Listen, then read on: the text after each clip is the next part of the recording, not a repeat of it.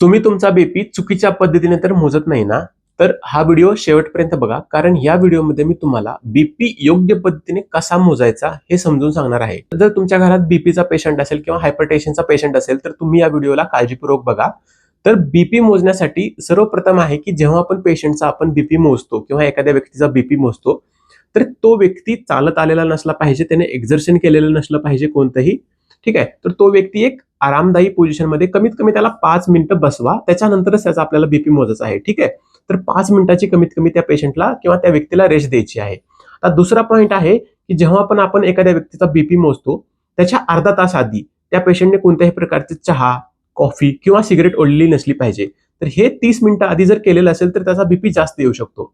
आता त्याच्यानंतरचा पॉईंट आहे की जेव्हा पण आपण पेशंटला बीपी मोजण्यासाठी बसवतो तर त्याची जी पाठ आहे ती पाठ सपोर्टेड पोझिशनमध्ये असली पाहिजे आणि ज्या हातामध्ये आपण लेफ्ट किंवा राईट दोन्हीपैकी कुठल्याही हातामध्ये बीपी मोजू शकतो, पण ज्या पण हातामध्ये आपण बीपी मोजतोय तो हात असा एक टेबलवरती सपोर्टेड असला पाहिजे.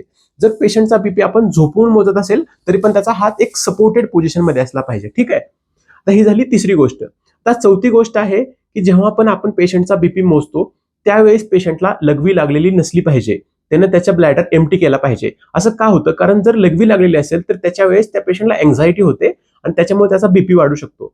तर हा झाला अजून एक पॉईंट. तर त्याच्यानंतरचा पुढचा पॉईंट आहे म्हणजे जेव्हा पण आपण पेशंटचा बीपी मोजतो तेव्हा त्या पेशंटने पायाची तिडी नाही घातली पाहिजे. दोन्ही पाय एक जमिनीला टेकून आणि एक सपोर्टमध्ये असले पाहिजेत. दोन्ही पाय एकावरती एक क्रॉस नसले केलेले पाहिजेत. नंतरचा पॉईंट आहे जेव्हा पण आपण बीपी मोजतोय त्यावेळेस खूप सारे पेशंट काय करतात, त्यांची मुठ्ठी टाईट करतात. तर ही मुठ्ठी टाईट नाही करायची आहे त्यांना, हात रिलॅक्स सोडायचा आहे आणि एक आरामदायी पोझिशनमध्ये सपोर्टमध्ये हात ठेवायचा आहे. तर ह्याच्यानंतरचा पॉईंट आहे जेव्हा पण डॉक्टर किंवा आपण स्वतः आपला बीपी मोजत असतो त्यावेळेस बीपी मोजणाऱ्या पेशंटनी बोलायचं नाहीये. त्यांना शांतपणे एक हात आपला आरामदायी पोझिशनमध्ये ठेवून बघायचा आहे. तर आपण जो बीपी मोजतो तो दोन प्रकारच्या मशीन आपल्याकडे बीपी मोजायच्या येतात. त्याच्यामध्ये एक असते ऑटोमॅटिक मशीन, जो की नॉर्मल पीपल त्याला वापरू शकतात, जी ऑटोमॅटिक मशीन असते त्याच्यामध्ये. आणि दुसरी असते जी मॅन्युअल मशीन, जी नॉर्मली मेडिकल स्टाफ किंवा डॉक्टर लोक वापरतात. तर ते जे मॅन्युअल मशीन असते ह्याच्यामध्ये पण दोन टाईपची असते, एक मर्क्युरीवाली मशीन असते आणि एक एरेनॉइड वाली मशीन असते. जर नॉर्मल पीपल किंवा तुम्ही घरी वापरत असाल तर तुम्ही ऑटोमॅटिक मशीन वापरू शकता, ती वापरायला खूप इझी असते. त्याच्यामध्ये एक पाईप असतो आणि मी मशीनचे पार्ट तुम्हाला दाखवतो आता. जसे व्हिडिओत आता पुढच्या व्हिडिओमध्ये मी तुम्हाला सगळे पार्ट दाखवणार आहे आणि डेमॉन्स्ट्रेट करून दाखवणार आहे की ती कसं बीपी प्रॉपर मोजायचं आहे. जेव्हा पण तुम्ही फर्स्ट टाइम बीपी मोजत असाल त्यावेळेस तुम्हाला दोन्ही हाताचा बीपी मोजायचा आहे. दोन्ही हाताच्या बीपी मध्ये जर 10 पेक्षा जास्तचा फरक असेल तर तुम्हाला डॉक्टरांची कन्सल्ट करायचंय. जनरली दोन्ही हाताच्या बीपी मध्ये 10 पेक्षा जास्तचा फरक नसायला पाहिजे. आणि बीपी मध्ये जेव्हा आपण बीपी मोजतो तेव्हा एक सिस्टोलिक बीपी असतो जो वरचा बीपी आपण ज्याला म्हणतो आणि एक डायस्टोलिक बीपी असतो जो कमीत कमी वाला बीपी असतो. तर हे दोन्ही बीपी काय असतात याच्याबद्दल मी तुम्हाला डिटेलमध्ये हायपरटेन्शनच्या व्हिडिओमध्ये माहिती सांगितलेली आहे, ज्याची लिंक मी तुम्हाला इथं दाखवत आहे. तुम्ही त्या लिंकवरती जाऊन पूर्ण हायपरटेन्शनचा व्हिडिओ पाहू शकता. तर या व्हिडिओमध्ये मी तुम्हाला सांगणार आहे की आपण बीपी पेशंटचा कशा प्रकारे मोजतो. ठीक आहे, तर आज मी पेशंटवरती तुम्हाला डेमॉन्स्ट्रेट करून दाखवणार आहे की आपण बीपी कोणत्या मेथडनी मोजतो आणि पेशंटला बीपी मोजताना आपण काय काय गोष्टींची काळजी घेतली पाहिजे. तर पहिल्यांदा आपल्याला पेशंटला जो पण पेशंट बीपी मोजण्यासाठी येतोय ना त्याला 5 मिनिटं कमीत कमी रेस्ट द्यायची. म्हणजे कोण चालून आला असेल, कोण पायऱ्या चढून आला असेल तर ह्याला 5 मिनिटं पेशंटला बसून ठेवायचे आपल्याला. त्याच्यानंतर दुसरी मेथड आहे म्हणजे की दुसरी जी गोष्ट आहे ती म्हणजे की जेव्हा पेशंटला आपण बसवतोय तेव्हा पेशंटची जी पाठ आहे त्याला सपोर्ट भेटला पाहिजे. त्याच्यानंतर पेशंटच्या हाताला सपोर्ट भेटला पाहिजे. ठीक आहे, त्याच्यानंतर जो पेशंट बसला आहे तो रिलॅक्स पोझिशनमध्ये असला पाहिजे. पेशंटला लघवी नाही लागलेली पाहिजे. पेशंटचा ब्लॅडर एम्प्टी असला पाहिजे. पेशंटचे जे पाय आहेत जे या पेशंटचे दिसतात तुम्हाला की दोन्ही पाय सपोर्टेड आहेत ग्राउंडवरती आणि अनक्रॉस नाहीये, तिडीवरती तिडी मारून बसायचं नाहीये पेशंटनी. ठीक आहे, अशा प्रकारे पेशंटला आपण बसवायचे. त्याच्यानंतर आपल्याला पेशंटला जर पेशंटनी 30 मिनिटापूर्वी चहा कॉफी पिला असेल किंवा स्मोकिंग केली असेल तर ह्याच्यामध्ये त्याचा बीपी जास्त येऊ शकतो, तर हे अवॉइड करायचंय. दुसरी गोष्ट म्हणजे जर एखाद्या पेशंटने जेवण केलं असेल तर जेवण केल्यानंतर पेशंटचा बीपी थोडासा कमी होतो, तर ह्या गोष्टीची आपल्याला काळजी घ्यायची आहे.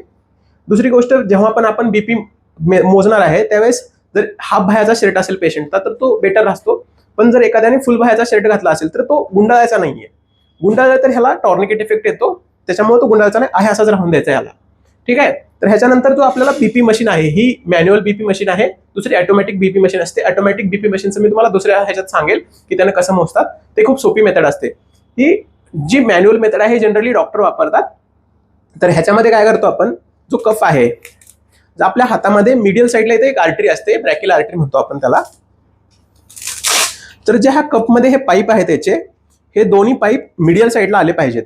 आणि जो कप आहे हो ह्या अप्रोप्रिएट साईजचा पाहिजे. म्हणजे जर कोणी पेशंट जास्त त्याचा हात मोठा असेल तर त्याच्यासाठी थोडा अप्रोप्रिएट त्याच्या मोठ्या साईजचा कप लागेल. तर ते आपल्याला कसं कळणार की हा कप अप्रोप्रिएट आहे की नाही. तर ह्याच्यामध्ये काय आहे की जो हाताची लांबी आहे ह्याच्या 75% लांबी हाताच्या ह्या कपाशी पाहिजे. आणि जी अशी विड्थ असते हाताची ती 35 to 50% कव्हर झाली पाहिजे. असा आपला कप पाहिजे, तो अप्रोप्रिएट साईजचा कप असेल. तर आपण खूप मोठा कप घेतला तर पेशंटचा बीपी कमी येणार, छोटा कप घेतला तर पेशंटचा बीपी ज्यादा येणार. ठीक आहे. मग ह्याच्यानंतर आपल्याला काय करायचंय, टाय करायचे कफाला. तर जेव्हा पण आपण टाय करेल ना त्यावेळेस आपल्याला हे लक्षात ठेवायचंय की आपण खूप जास्त टाईट पण नाही बांधायचं आणि खूप जास्त लूज पण नाही करायचं. तर हे काय पाहिजे ह्याच्यामध्ये, आता हे दोन फिंगर माझ्या जातात आहे, एवढं अप्रोप्रिएट डिस्टन्स आपल्याला ठेवायचं की एवढं लूज पाहिजे, जास्त टाईट नाही जास्त लूज नाही. तर त्याच्यानंतर आपण काय करणार आहे, हा बीपीचा हे आहे ना तो इन्फ्लेट करायला सुरुवात करणार आहे बीपीचा कफ. ठीक आहे. तर सुरुवातीच्या मेथडमध्ये मी तुम्हाला सांगतो की पाल्पेटरी मेथडनं आपण कसा बीपी करतो. तर ह्याच्यामध्ये मी काय करतोय, पेशंटच्या ह्या नाडीचे ठोके आहेत ना ते बघायला सुरुवात करतो आणि त्याच्यासोबत मी ह्याच्यामध्ये हवा भरायला सुरुवात करतोय. तर एक पोझिशनला ह्या पेशंटच्या नाडीचे ठोके बंद होतील इथल्या, ते बंद जेव्हा होतील ना त्या पोझिशन पासून मी ह्यातली थोडी थोडी हवा सोडून देईल. जसं की आता ह्या पेशंटचे ठोके बंद झाले तिथल्या नाडीचे, आता मी थोडी थोडी करून ह्यातली हवा सोडून देतोय. तर आता ह्या पेशंटचे ठोके पुन्हा यायला लागलेत, म्हणजे 150च्या आसपास या पेशंटची बीपीचे ठोके नंतर यायला लागलेत, म्हणजे ह्यांचा सिस्टोलिक बीपी 150 आहे. ठीक आहे. तर ही पाल्पेटरी मेथडनं फक्त आपल्याला एवढंच कळतं की सिस्टोलिक बीपी किती आहे. तर आता ह्याच्यानंतर दुसरी मेथड असते ती ऑस्कल्टेटरी मेथड आहे, ज्याच्यामध्ये आपण स्टेथोस्कोपचा वापर करतो आणि पेशंटचा बीपी मोजतो. तर ह्याच्यामध्ये काय करायचं, ह्याच्यामध्ये पेशंटचा आता जसं आपण केलं ते इन्फ्लेट करायचं, जो सिस्टोलिक बीपी आहे त्याच्यापेक्षा जास्त बीपी पर्यंत. त्याच्यानंतर आपण ह्या इन्स्ट्रुमेंट स्टेथोस्कोप जो आहे त्यांना आपण ऐकतो, आवाज येतात ह्याच्यामध्ये. तर ह्याच्यामध्ये 5 आवाज येतात, ह्याला कोरोकॉप साऊंड म्हणतात. तर जर जो पहिला आवाज आपल्याला यायला सुरुवात होते त्याला टक टक टक असा पहिला आवाज येतो, तर तो जो आवाज असतो हा सिस्टोलिक ब्लड प्रेशर झाला. त्याच्यानंतर आवाज गायब होतो, त्याच्यानंतर तिसऱ्या वेळेस नंतर आवाज यायला सुरुवात होतो, नंतर जो आलेला आवाज आहे तो थोडासा सॉफ्ट व्हायला लागतो आणि त्याच्यानंतर आवाज गायब होतो. असे 5 साऊंड आहेत. तर जो पहिला आवाज येतो त्याला आपण सिस्टोलिक बीपी कन्सिडर करतो आणि जेव्हा आवाज गायब होतो त्याला आपण डायस्टोलिक बीपी कन्सिडर करतो. पण कधी कधी काय होतं की काही पेशंटमध्ये हा आवाज जातच नाही, शेवटपर्यंत आवाज येतच राहतो. तर त्या पेशंटमध्ये आपण काय करतो, जो चौथा आवाज आहे ह्यालाच डायस्टोलिक बीपी आपण कन्सिडर करतो. ठीक आहे. तर मी आता तुम्हाला करून दाखवतो.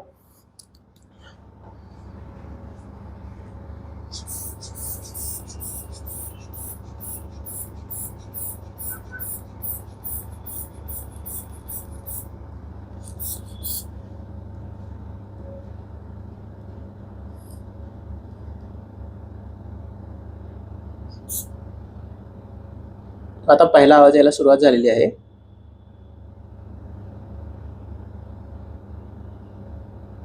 आता आवाज गायब झाला, तर नंतर यायला. तर आता इथं गायब झालाय आवाज पूर्ण.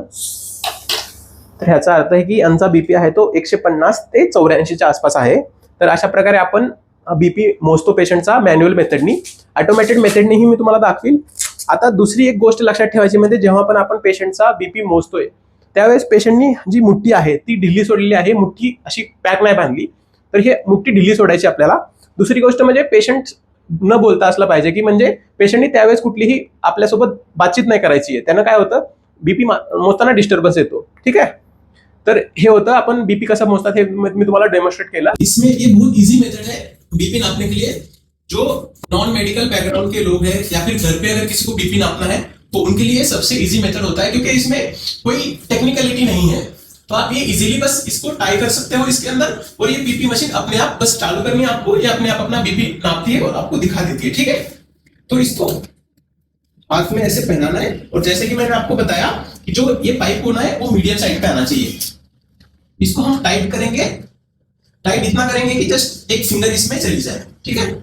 इतना ही अपने को टाइट करना है, इतना डिस्टेंस रखना है. उसके बाद बीपी कप को इसको चालू करना है. जैसे ये चालू हो जाएगी इसमें इन्फ्लेशन अपने आप स्टार्ट हो जाएगी. ये जैसे कि अभी इन्फ्लेट हो रहा है और इसमें प्रेशर दिखा रहा है, तो इसको थोड़ा टाइम दे.